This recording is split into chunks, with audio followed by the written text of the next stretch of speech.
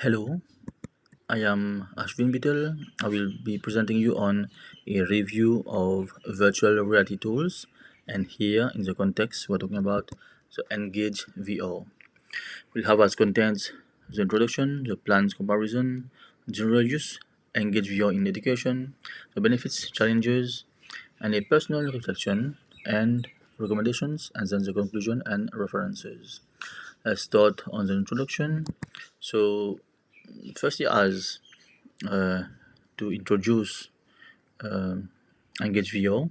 It is a comprehensive, immersive virtual reality that is a VR platform, also known as Metaverse, to designed for creating and experiencing interactive 3D environments. It allows users to create and interact within immersive environments, and the platform is widely used in various fields can include education, business, and training, and it supports real-time collaboration and interaction, just enable students and any users to create, share, and participate in VR spaces around the globe. So it can display also different kind of multimedia documents. When we say multimedia, that is text, video, animation, pictures, and anything related. And it can create a sense of presence also because in that immersive environment. As a plans to as what EngageVR proposes as a comparison, we have the Lite, the Plus, and the Enterprise. I have both, in fact, the Plus one, so I'll be talking a bit more on the Plus one. Briefly, we can see that, in fact, on the Plus one, we can, in fact, also create and sell pre-recorded training lessons and experiences compared to the Lite. And we can have 10 users instead of 3 compared to the Lite. So if you want some more details, you can just um, get on the website, which is displayed here. So basically, these are the comparisons. So the plus one is a bit better. Enterprise, of course, is for enterprise and industry like, and for individuals, here I'm using the plus one. What then is the general usage of EngageVR? So EngageVR is used extensively in corporate training, virtual meetings, product demonstrations, and simulations. It can offer an alternative to traditional video conferencing, for example, Zoom, by here allowing participants to interact within a fully immersive environment. The platform is also utilized in healthcare for medical training and simulations, thus providing a hands-on experience in a safe and controlled environment. So just like for uh, just like for engineering and some different other fields where it is quite difficult to access some places. So when we are using this kind of immersive environment here, then it is a safe and controlled one. Then what about the usage of EngageVR in education? EngageVR enhances the educational experiences by offering immersive, interactive environment that promote active learning.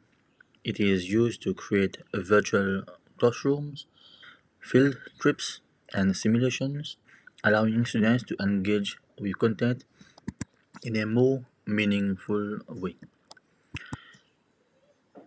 The platform supports also various educational activities and can include lectures, group discussions, and project-based learning within that specific kind of VR setting.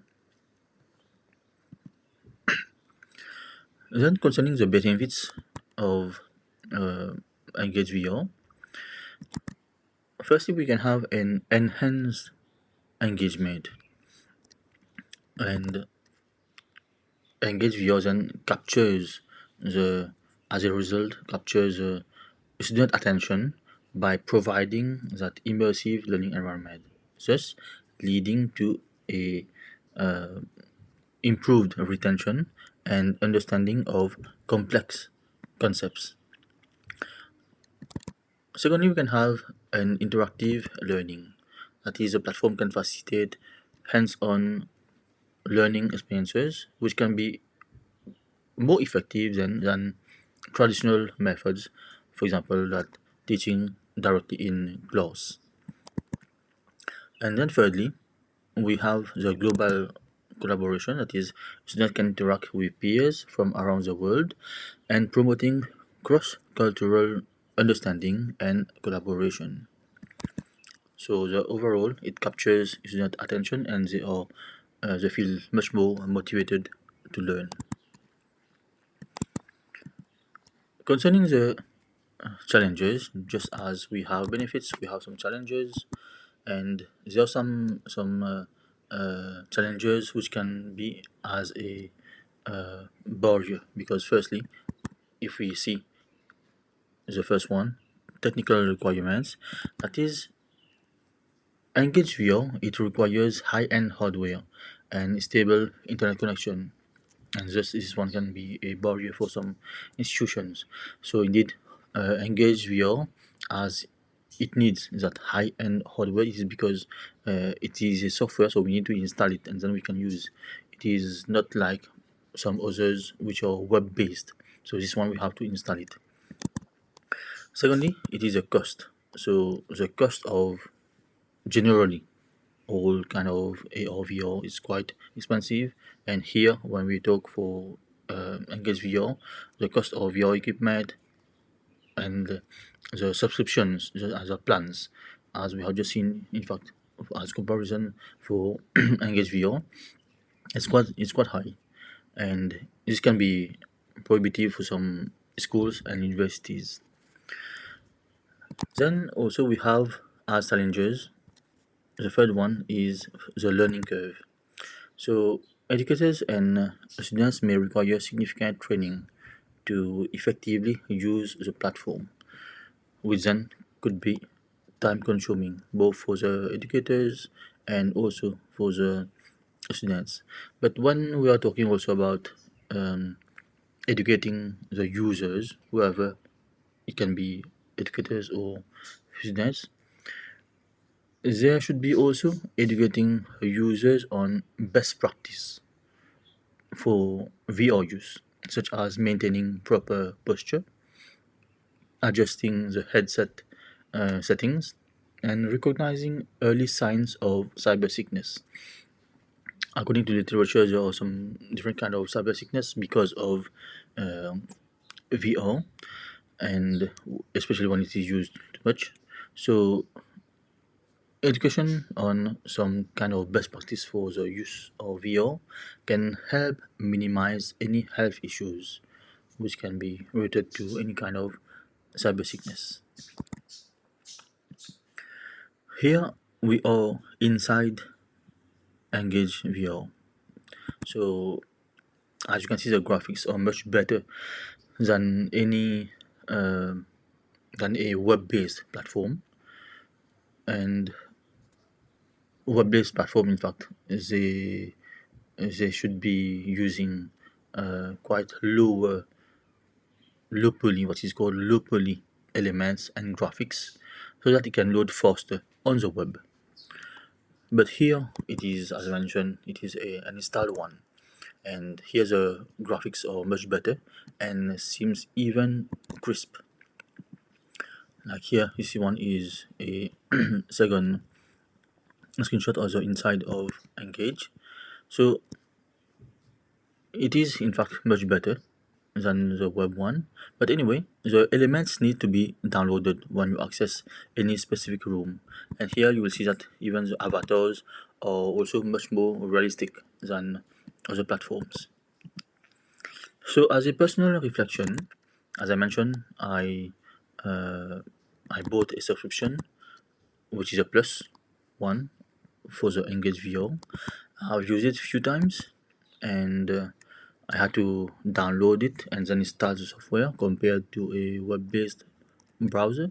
It was quite heavy I've been using, and it was freezing in fact several times.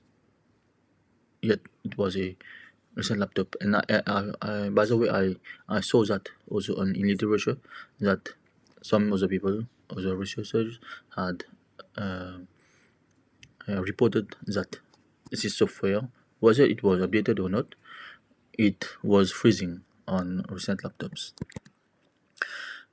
What I saw also is that it had a quite good interface, but yet, like visually, but yet the interface is not very user friendly when we have some kind of um, different menu and sub menu.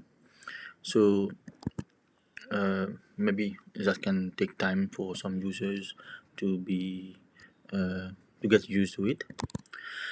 And also I saw that it can display documents, different kind of documents and video, different formats like for documents PDF, PowerPoints, for document Excel. You can also uh, put some kind of video and just play, and also some kind of YouTube links directly.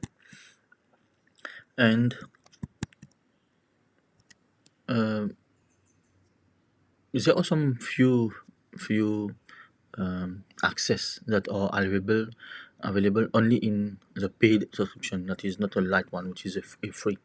So if you want some more uh, contents menu access, then you may need to buy a subscription.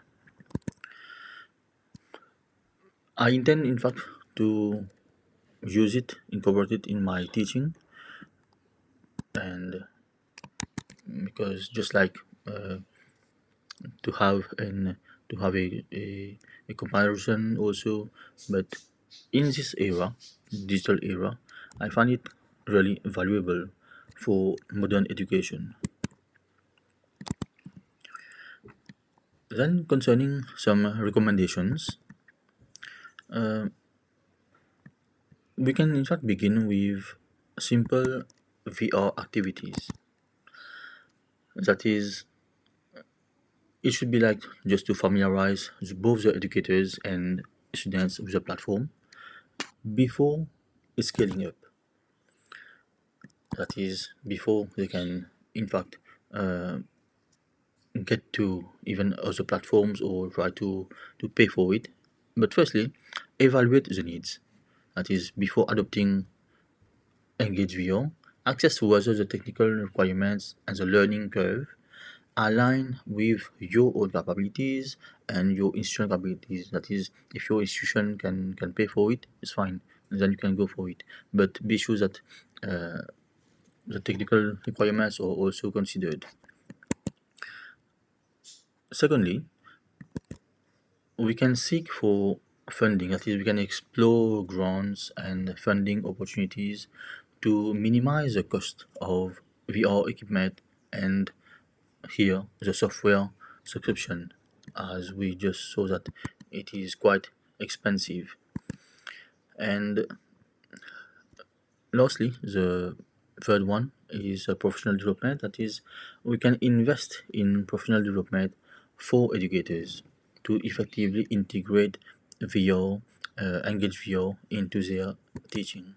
So that can be whether from government or from the institution themselves who may invest in the educators.